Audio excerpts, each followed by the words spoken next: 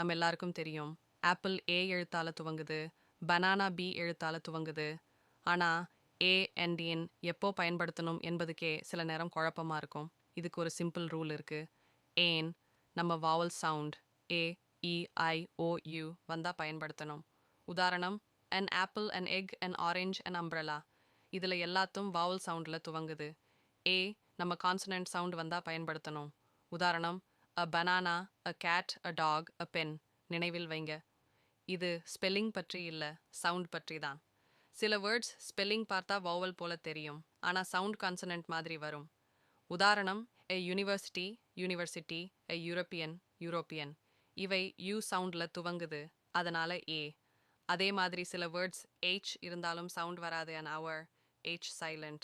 an honest man முடிவாக a and n decide ஆகிறது ஸ்பெல்லிங்ல இல்ல, சவுண்டில் தான். Thank you for watching and learning.